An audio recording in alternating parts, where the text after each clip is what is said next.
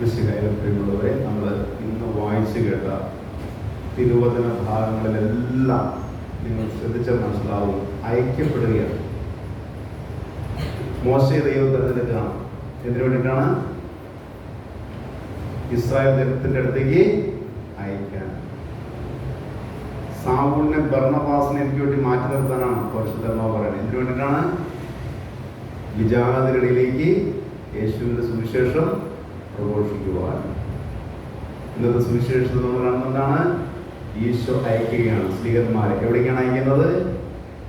താൻ പോകേണ്ടിയിരുന്ന പട്ടണങ്ങളിലേക്കും നഗരങ്ങളിലേക്കൊക്കെ ഈശോ ശിഷ്യന്മാരെ അയക്കുകയാണ്. അപ്പോൾ ഈ അയക്കലിന്റെ ഒക്കെ ലക്ഷ്യം ഒറ്റ ലക്ഷ്യമാണ്. എന്താണത്?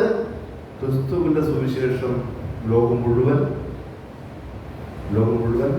വ്യാപിക്കണം, അല്ലെങ്കിൽ ദൈവവചനം ലോകം മുഴുവൻ വ്യാപിക്കണം. ഈ വചനം കേട്ട് ജനങ്ങൾ വിശ്വസിച്ച് അവർ മാനസാന്തരപ്പെട്ട് അവർ രക്ഷയിലേക്ക് കടന്നു വരണം. ഇതാണ് ഈ അയക്കലിന്റെ എല്ലാം ലക്ഷ്യം എന്നുള്ള കാര്യം നമ്മൾ മനസ്സിലാക്കുക.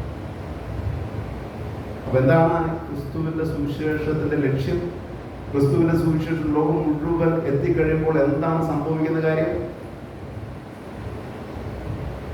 എന്താണ് സംഭവിക്കുന്നത്? നിങ്ങൾ ശ്രദ്ധിക്കുന്നുണ്ടോ? കൈവയ്ക്ക് പറയൂ. ഞാനിപ്പോൾ പറഞ്ഞതല്ല എന്ന മറുപടി. ക്രിസ്തുവിന്റെ സുവിശേഷം ലോകം മുഴുവൻ ചെല്ലുമ്പോൾ എന്താ സംഭവിക്കുന്നത്? ഇവിടെ തന്നെയാണോ? പലരുടെ മുഖത്ത് ഭയങ്കര ഗൗരവമാണ്. പലർക്കും ചിന്തകളോടെ അല്ലെന്ന് എനിക്ക് തോന്നുന്നു. ക്രിസ്തുവിന്റെ സുവിശേഷം ലോകം മുഴുവൻ ചെല്ലുമ്പോൾ എന്താ സംഭവിക്കുന്നത്? അറിയില്ല.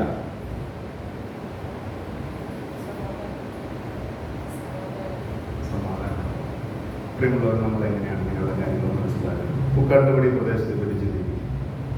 എന്താണ് പുക്കാട്ടുപടി പ്രദേശം? ഈ പ്രദേശം ഒരു പച്ചപ്പുള്ള പ്രദേശമാണ്. കാരണം എന്താണ്? തലങ്ങനെയും പെലങ്ങനെയും കനാലുകളുണ്ട്. അതുകൊണ്ട് ഈ വേനൽക്കാലത്ത് നിങ്ങൾ നോക്ക്, പുക്കാട്ടുപടി എടുത്തല അല്ലേ, നമ്മുടെ പാവപ്പടി അല്ലെങ്കിൽ പിന്നെ നമ്മുടെ ചെമ്പറക്കിയ ഭാഗത്ത് കൂടെ നോക്കി പരിസരത്തിനൊരു പ്രത്യേകത എന്താണ്?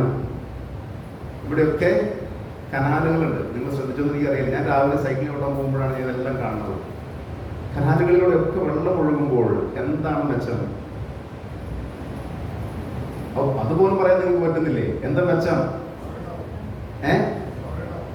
കേട്ടില്ല? ഉറവയുണ്ടാവും. അത് തന്നെ, ഉറവയുണ്ടാവും. നമ്മുടെ കിണറുകളിലൊക്കെ വെള്ളം ഉണ്ടാവും. അപ്പം നമുക്ക് സന്തോഷം. കാരണം വെള്ളം ചുറ്റും പച്ചപ്പുണ്ട് അല്ലേ? ഇതെന്തുകൊണ്ടാണ്? ഈ പ്രദേശത്തു കൂടെ ഒക്കെ വെള്ളം ഒഴുകുകയാണ്. അതുകൊണ്ടാണത്. അപ്പൊ ലോകത്തിലേക്ക് കർത്താവിന്റെ സുവിശേഷം ഇങ്ങനെ ഒഴുകിയ എന്താ മെച്ചം? ലോകം ഐശ്വര്യം പ്രാപിക്കും. അതാണ്, വേറെ ഒന്നുമില്ല. ലോക ജനത അജ്ഞതയിൽ നിന്നും അടിമത്തത്തിൽ നിന്നും സ്വാതന്ത്ര്യം പ്രാപിച്ച് അവർ സന്തോഷവും സമാധാനവും ഐശ്വര്യവും ആസ്വദിക്കും. അല്ല, ഇന്ന് ലോകത്തിന്റെ മുക്കിലും മൂലയിലും കനാലുകളുണ്ട് ഇതുപോലെ. പക്ഷേ അതിലൂടെ ഒഴുകുന്ന വെള്ളം പലപ്പോഴും മലിനജലമാണ്. അത് കുടിക്കുന്ന ജനങ്ങൾ പലരും എന്തായിട്ട് മാറുന്നു? രോഗികളായിട്ട് മാറുന്നു. ഞാൻ പറയുന്നത് വിവിധ രാഷ്ട്രീയ പ്രസ്ഥാനങ്ങളെ പറ്റിയാണ്. കനാല് പോലെയുണ്ട് അല്ലേ? ഇന്ത്യയിൽ കേട്ടിട്ടുണ്ട് നമുക്ക്. ഇന്ത്യയുടെ മുക്കിലും മൂലയിലും ഉണ്ടല്ലോ രാഷ്ട്രീയ പ്രസ്ഥാനങ്ങൾ. വിവിധ രാഷ്ട്രീയ പ്രസ്ഥാനങ്ങളുണ്ട് അല്ലേ? രാഷ്ട്രീയ സംഘടനകളുണ്ട്. പക്ഷെ അതിലൂടെ ഒഴുകുന്ന വെള്ളം എന്താണ്? പലപ്പോഴും പത്രങ്ങളൊക്കെ വായിക്കുമ്പോൾ നമുക്ക് മനസ്സിലാവും. ഓരോ വർഷം കഴിയുന്നതോറും അതിലൂടെ ഒഴുകുന്ന വെള്ളം വിഷമയമായി മാറിക്കൊണ്ടിരിക്കുകയാണ്. അതുകൊണ്ട് തന്നെ അത് കുടിക്കുന്ന ജനങ്ങൾ എന്തായിട്ട് മാറുന്നു? ഒന്നാമത്തെ കാര്യം, ജനങ്ങൾക്ക് കുടിക്കാൻ മനം പരട്ടലാണ് എന്ന് പറയുന്നത്. കാരണം ഇത് കണ്ടുകൊണ്ടിരിക്കുക. പിന്നെ അത് കുടിച്ചു കഴിഞ്ഞാലോ പലരും രോഗികളായിട്ട് മാറും. പലരും മരിക്കാൻ, നശിക്കാൻ ഇടയുണ്ട്. ഞാൻ കുറച്ചുകൂടി വിശദമാക്കുമ്പോൾ നിങ്ങൾക്ക് അത് കുറച്ചുകൂടി മനസ്സിലാവും. പ്രിയമുള്ളവരെ, ഈ ദിവസങ്ങളിലൊക്കെ പത്രങ്ങളിൽ നമുക്ക് കാണുന്ന ഒരു കാര്യമാണ് മോഡിയുടെ ഗ്യാരണ്ടി എന്ന് പറഞ്ഞിട്ടാണ് പത്രങ്ങൾ. നിങ്ങൾ ശ്രദ്ധിച്ചത് എനിക്കറിയില്ല. അപ്പൊ നീ പറയണത് എന്ത് കാര്യമാണ്? BJP കേരളത്തിന്റെ ഭരണത്തിൽ വന്നാൽ 1.5 കോടി മലയാളികൾക്ക് സൗജന്യമായ അരി കിട്ടും. നിങ്ങൾ ശ്രദ്ധിച്ചോ? വായിക്കുന്നുണ്ടോ പത്രങ്ങൾ? ഒന്നാമത്തെ കാര്യം എനിക്ക് എന്നെ വളരെയധികം ചിന്തിപ്പിച്ചിട്ട് കാര്യം, സാധാരണ ഇലക്ഷൻ പ്രഖ്യാപിക്കപ്പെട്ട് കഴിഞ്ഞാൽ കലാശപ്പെട്ട് കഴിഞ്ഞാൽ പിന്നെ ഒരു പ്രചാരണം പാടില്ല. പക്ഷേ ഈ വർഷം ഞാൻ ശ്രദ്ധിച്ചു, പത്രങ്ങളിലൊക്കെ ഈ പ്രചാരണം നടന്നുകൊണ്ടിരിക്കുക. അത് നിങ്ങൾ ശ്രദ്ധിച്ചെന്ന് എനിക്കറിയില്ല. അപ്പോൾ അദ്ദേഹം പറയുന്ന കാര്യം, 1.5 കോടി മലയാളികൾക്ക് സൗജന്യ അരി കൊടുക്കും, കേരളത്തിൽ 32 കോടി കർഷകർക്ക് കിസാൻ സമ്മാന പദ്ധതി കൊടുക്കും, 50 ലക്ഷം മലയാളികൾക്ക് തൊഴിൽ കൊടുക്കും, 5 ലക്ഷം മലയാളി വീട്ടമ്മമാർക്ക് ഉജ്ജ്വല ഗ്യാസ് കണക്ഷൻ കൊടുക്കും. ഇതുപോലെ ഇദ്ദേഹം ഏതാനും വർഷങ്ങൾക്ക് മുൻപ് കുറച്ച് വാഗ്ദാനങ്ങൾ ഇന്ത്യക്ക് നൽകിയിരുന്നു. നിങ്ങൾ ഓർക്കുന്നുള്ളതെന്ന് എനിക്കറിയില്ല. ഓരോ പാവപ്പെട്ടവന്റെ ബാങ്ക് അക്കൗണ്ടിലേക്ക് 15 ലക്ഷം വീതം കള്ളപ്പണം പിടിച്ച് ഞങ്ങൾ കൊടുക്കും. ഇവിടെ ഇന്ത്യയിലെ പെട്രോള്, ഡീസല്, ഗ്യാസ് ഇതിനൊക്കെ വില ഞങ്ങൾ വളരെ കുറയ്ക്കും. ഇന്ത്യയിലെ ഒട്ടനവധി യുവാക്കൾക്ക് തൊഴിലില്ല, അവർക്ക് ഞങ്ങൾ തൊഴിൽ കൊടുക്കും. ഇതാണ് അദ്ദേഹം പറഞ്ഞത്. പ്രിയമുള്ളവർ, ഒന്നുപോലും പ്രാവർത്തികമാക്കിയില്ലെന്ന് മാത്രമല്ല, അതിന് നേരെ ഘടകവിരുദ്ധമായിട്ടാണ് അദ്ദേഹം പ്രവർത്തിച്ചത്. ഇന്ന് ഇന്ത്യയിൽ തൊഴിലില്ലാത്ത ആളുകളുടെ എണ്ണം എന്താണ്? 2000 കണക്ക് നോക്കുമ്പോൾ 35% തൊഴിൽ ഇല്ലായ്മയെങ്കിൽ ഇന്ന് അത് 60% മാറി. പെട്രോളിന്റെയും ഡീസലിന്റെയും ഗ്യാസിന്റെ ഒക്കെ വില വളരെയധികം വർദ്ധിപ്പിച്ചു. ഈ അടുത്ത കാലത്ത് 100 രൂപ കുറഞ്ഞിട്ടുണ്ട് അല്ലേ? ഇലക്ഷനുമായിട്ട് ബന്ധപ്പെട്ട്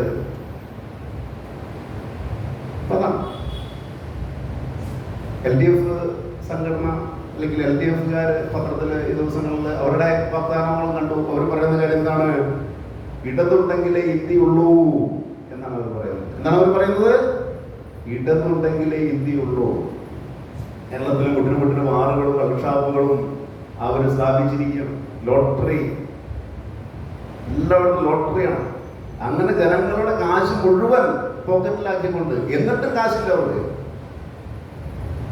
ഇപ്പൊ പിള്ളേരുടെ SLC പേപ്പർ നോക്കാൻ പോലും എന്തില്ല, കാശില്ല. അപ്പോൾ ഇവരാണ് പറയുന്നത്, എന്താ പറയുന്നത്? ഇടതുണ്ടെങ്കിലേ ഇന്ത്യയുള്ളൂ. കോൺഗ്രസ്സുകാർ എന്താ കാണിക്കുന്നത് നമുക്കറിയാം. അവര് ഒത്തിരി വർഷം, ഇത്ര നാളെ ഇന്ത്യ ഭരിച്ച കോൺഗ്രസ്സാണ്. എന്തുകൊണ്ടാണ് അവർക്ക് പരാജയം ഉണ്ടായത്? ഭരണത്തിൻ്റെ, അല്ലെങ്കിൽ അവർ നിവർത്തിരിക്കേണ്ടവരോ? ഞാൻ പറഞ്ഞു വരുന്ന കാര്യം മനസ്സിലാക്കണം. അതായത് ഈ കനാലുകളാണ് ഇതെല്ലാം. ഇന്ത്യയിൽ ക്ഷേമവും ഇന്ത്യയിൽ ഐശ്വര്യവും ഉറപ്പുവരുത്തേണ്ട കനാലുകൾ, ഓരോ വർഷവും ആ കനാലുകളിലൂടെ ഒഴുകുന്ന വെള്ളം ഇതുപോലെ ദുഷിക്കുകയാണ് എന്നാണ് ഞാൻ പറഞ്ഞത്. അപ്പൊ അത് കഴിക്കുന്ന മനുഷ്യൻ, ആ വെള്ളം കുടിക്കുന്ന മനുഷ്യര് പലപ്പോഴും എന്തായിട്ട് മാറുന്നു? രോഗികളായിട്ട് മാറുന്നു. അതായത് വർഗീയവാദികളായിട്ട് മാറും, അക്രമകാരികളായിട്ട് മാറും, ബോംബ് നിർമ്മിക്കുന്ന ആളുകളായിട്ട് മാറും. എവിടെയൊക്കെ ഭിന്നത ഉണ്ടാക്കുമോ അവിടെയൊക്കെ ഭിന്നത ഉണ്ടാക്കുന്നവരായിട്ട് മാറും. അപ്പൊ ഇങ്ങനെയാണ് നമ്മൾ ഈ വെള്ളം കുടിക്കുമ്പോൾ സംഭവിക്കുന്ന കാര്യം. ഇനി മതങ്ങളുടെ കാര്യം നോക്ക്. വിവിധ കനാലുകളായിട്ട് ലോകം മുഴുവൻ വിവിധ മതങ്ങളുണ്ട്. പക്ഷെ അവർക്ക് സമാധാനം കൊടുക്കാൻ പറ്റുന്നുണ്ടോ? നമ്മൾ ചിന്തിക്കണം. ഇപ്പൊ ഇസ്ലാമിസം നമുക്കറിയാം, ലോകത്തിൽ എല്ലായിടത്തും അവരുടെ 2 സന്താനങ്ങളാണ്. ഒന്ന് എന്താണ് നമുക്കറിയാം അല്ലേ? എന്താണ്? ഒന്ന് ഹമാസ്, ഒരു സന്താനമാണ്. വേറൊരു സന്താനമാണ് IS. അപ്പൊ ഇതിൽ തന്നെ നമുക്ക് കാര്യങ്ങൾ മനസ്സിലാക്കാൻ പറ്റും. എന്താണ് അവർ ലോകത്തിനെ കോൺട്രിബ്യൂട്ട് ചെയ്തുകൊണ്ടിരിക്കുന്നത് എന്ന്, അല്ലെങ്കിൽ ആ മതത്തിന് ലോകത്ത് സമാധാനം ഉണ്ടാക്കാൻ പറ്റുമോ എന്നുള്ളതാണ് നമ്മൾ മനസ്സിലാക്കേണ്ട കാര്യം. ഹമാസ് 1800 യഹൂദരെ കൊന്നു, നമുക്കറിയാം. അവരുടെ ഉള്ളിൽ വൈരമാണ്, പ്രതികാര ബുദ്ധിയാണ്. അതിന്റെ ഫലം എന്തായിരുന്നു? യഹൂദരെ തിരിച്ചടിച്ചു. അതിനാണ് സയനിസം എന്ന് പറയുന്നത്. ലോകത്തിലെ യഹൂദർ അവരുടെ ആ ഒരു പൊളിറ്റിക്കൽ പാർട്ടി, അല്ലെങ്കിൽ അവരുടെ ആ ഒരു കൂട്ടായ്മയെ സയനിസം എന്ന് പറയുന്നത്. അവർ തിരിച്ചടിച്ചു. 1800 പകരം അവർ 30,000 36,000 വരെയാണ് പോകുന്നത്. അപ്പൊ യഹൂദ മതത്തിനും ലോകത്തിന് എന്ത് കൊടുക്കാൻ പറ്റില്ല? സമാധാന സന്തോഷം കൊടുക്കാൻ പറ്റില്ല. കാരണം എന്താ? അവർ തിരിച്ചടിച്ചതിന്റെ ഫലമായിട്ട് ഇപ്പോ യുദ്ധം കൊടുമ്പിരിക്കൊണ്ടിരിക്കുകയാണ്. നമുക്കറിയാം, അടിക്കടിയാണ് അവരുടെ ശൈലി. ഇനി ഹിന്ദുയിസം അല്ലെ, ലോകത്തിലെ മുഖ്യമായിട്ടുള്ള ഒരു മതമാണ് ഹിന്ദു.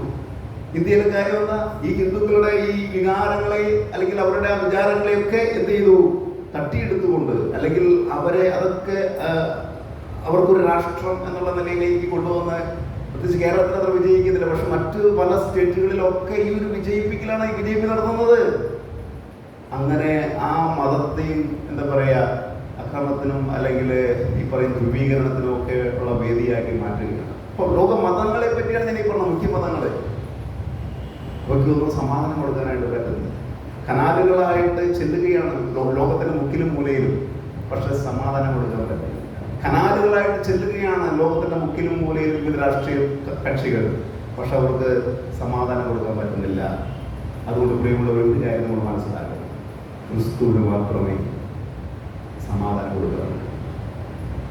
ക്രിസ്തുവിന്റെ സുവിശേഷം ലോകം മുഴുവൻ എത്തണം. കനാലുകളിലൂടെ ലോകത്തിന് സമാധാനം ഉണ്ടാവും, സന്തോഷം ഉണ്ടാവും, രക്ഷയുണ്ടാവും.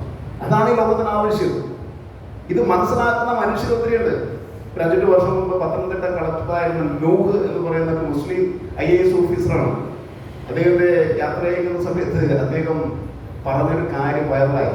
നിങ്ങൾ കേട്ടോ കണ്ടോ ഒന്നും എനിക്കറിയില്ല. അദ്ദേഹം പറഞ്ഞത്, ഈ ലോകത്തെ സമാധാനത്തിലേക്കും സന്തോഷത്തിലേക്കും നയിക്കാൻ ക്രിസ്തുവിന്റെ ദർശനങ്ങൾക്ക് മാത്രമേ സാധിക്കുകയുള്ളൂ. കൃത്യമായിട്ട് അടിവരെടുത്ത് പറഞ്ഞു. അതുകൊണ്ട് ക്രിസ്ത്യാനികൾ എന്നുള്ള നിലയിൽ നമ്മൾ ജീവിക്കുമ്പോൾ ഈ ഒരു ദൗത്യം നമ്മുടെ ജീവിതത്തിൽ നമുക്ക് നടത്താം. ക്രിസ്ത്യാനികളായതുകൊണ്ട് മാത്രം കാര്യമില്ല. ഇപ്പൊ റഷ്യയിൽ നടക്കുന്ന യുദ്ധം എന്താണ്? അവിടെ റഷ്യൻ ഓർത്തഡോക്സ് സഭയുണ്ട്, ക്രിസ്ത്യൻ സഭയാണ് റഷ്യയിൽ ഉക്രൈനിൽ നടക്കുന്ന. പക്ഷെ ക്രിസ്ത്യാനികളായതുകൊണ്ട് മാത്രം കാര്യമില്ല. പ്രിയമുള്ളവരെ, യേശുവിന്റെ സുവിശേഷം നമ്മൾ വായിക്കണം, നമ്മളെ ചിന്തിക്കണം, നമ്മളെ ധ്യാനിക്കണം, നമ്മുടെ ജീവിതത്തിന്റെ ഭാഗമായിട്ട് മാറണം. അപ്രകാരം നമ്മൾ ജീവിക്കുമ്പോൾ വ്യക്തിക്ക് അത് സന്തോഷം നൽകും, വ്യക്തിക്ക് അത് സമാധാനം നൽകും, ആ വ്യക്തി വസിക്കുന്ന കുടുംബത്തിന് അത് സന്തോഷം നൽകും, ആ കുടുംബത്തിന് സമാധാനം നൽകും, ആ വ്യക്തി വസിക്കുന്ന ദേശത്ത് അത് സന്തോഷം നൽകും, സമാധാനം നൽകും, രക്ഷ പ്രദാനം ചെയ്യും. രക്ഷ എന്നാണ് ഞാൻ പറയുന്നത്. യേശു ക്രിസ്തു എന്ന് പറയുന്നത്, യേശു ക്രിസ്തുവിനെ പറ്റി എന്ന് പറയുന്നത് ലോകരക്ഷകൻ എന്നാണ് അദ്ദേഹത്തെ പറ്റി പറയുന്നത്. മലാഖ പ്രവചിച്ചതാണ്, ഇത് സകല ജനത്തിനും വേണ്ടിയിട്ടുള്ള സന്തോഷ വാർത്ത. ഇതാ ലോകത്തിന്റെ രക്ഷകൻ എന്ന് പറയുന്നത്. ക്രിസ്ത്യാനികളുടെ മാത്രം രക്ഷകനല്ല, ഏതെങ്കിലും ഒരു വ്യക്തികളുടെ ഏതെങ്കിലും പ്രസ്ഥാനത്തിന്റെ മാത്രം രക്ഷകനല്ല കർത്താവ് എന്ന് പറയുന്നത്. ലോകത്തിന്റെ രക്ഷകനാണ്. ഈ ലോക രക്ഷകൻ ക്രിസ്തു തന്നെയാണ് എന്നാണ് ഈ കാലഘട്ടം നമ്മളോട് പറയുന്നത്. അതാണ് വിവിധ മതങ്ങളും വിവിധ ഇസങ്ങളും വിവിധ രാഷ്ട്രീയ പാർട്ടികളൊക്കെ തലമുത്തി പറഞ്ഞിട്ടും സമാധാനം ഉണ്ടാക്കാൻ പറ്റുന്നില്ല, സന്തോഷം ഉണ്ടാക്കാൻ പറ്റുന്നില്ല. മനുഷ്യന്റെ ആ എന്താ പറയാ മനുഷ്യരെ തൃപ്തിപ്പെടുത്താനായിട്ട് പറ്റുന്നില്ല. അതുകൊണ്ട് പ്രിയമുള്ളവരെ, ഈ വചനത്തെ നമ്മൾ ഗൗരവമായിട്ടെടുക്കണം, സുവിശേഷത്തെ നമ്മൾ ഗൗരവമായിട്ടെടുക്കണം. അതാണ് ദൈവം നമ്മളിൽ നിന്ന് ആഗ്രഹിക്കുന്നത്. അത് നമ്മൾ ഗൗരവമായിട്ടെടുത്താൽ എന്താണ് നമുക്കുണ്ടാവുന്ന മെച്ചം? സങ്കീർത്തനം 1-ാമത്തെ അധ്യായത്തിലെ പറയുന്ന ഒരു കാര്യം പറഞ്ഞുകൊണ്ട് ഞാൻ അവസാനിപ്പിക്കുകയാണ്. 1-ാമത്തെ അധ്യായം, സങ്കീർത്തനം 1-ാമത്തെ അധ്യായം 1 മുതൽ 3 വരെയുള്ള വാക്യങ്ങളിൽ നമ്മൾ ഇപ്രകാരം വായിക്കുകയാണ്.